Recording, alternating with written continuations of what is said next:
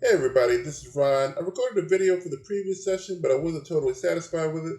I decided to do a combined one today. Last week's session, only Septimus and Patrick were available as the other two players were out. Since it had been 3 weeks since the last game, everyone else wanted to play, so we did. They started where they left off in Overbend, having just defeated a contingent of Warforged as well as Lassus Brummel, a human assassin who was a war buddy of Mars.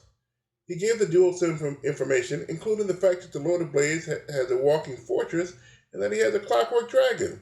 They decided they needed to go back to Sean to muster forces and figure out how to find the fortress, wherever it is in the moorland. But before they did that, the party was ambushed by a quartet of Bladists. And a fight meant to be really hard turned out not to be hard at all, and the party got some sweet magic items out of it, including a short sword of light stealing, a Voyager staff, and a ring of the ram.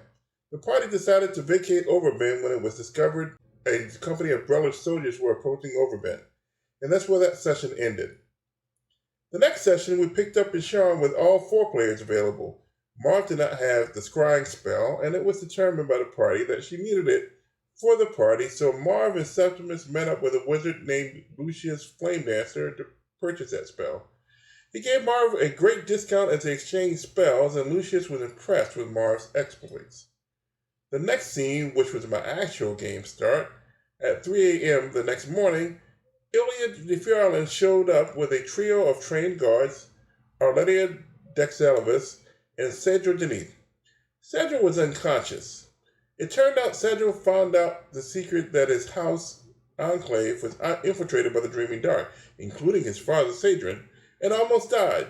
Fortunately for him, Arletia had been keeping an eye on Denith and rescued him. The party deliberated on what to do with him, but ultimately decided to protect him with a private sanctum spell so he wouldn't be scryed on.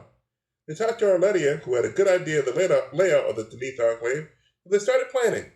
At some point, Septimus asked Marv to scry on Sadrin, who failed to save, so Marv was able to scry on him. Marv started a private conversation between Sadrin and an assassin. Turned out the assassin was of House Thorani and informed Sadrin that she did not know where Sadrin was. They were looking for Sadrin, of course, to finish the job. Sadrin was known to associate with Canis, specifically Septimus, so that was their next move, it turned out. The players decided to switch gears then and waited for the assassin to show up so that they could ambush her, which they did. The assassin showed up with 2 of her friends, and it was initiative. The fighting was intense but quick. The party knocked out the lead assassin and just straight up murdered the other 2. They bound the Thorani assassin, and that was the end of the session. This week's session was all about the B plot. I hope to resolve the Dreaming Dark subplot in the next session when we pick back up in November, then on to the Lord of Blades and the epic conclusion of the campaign. I have nothing super insightful to share today, but the session was fun. In October, I'll be a player in a Descent into Avernus campaign. I may do a player journal for that on my channel, but we'll see.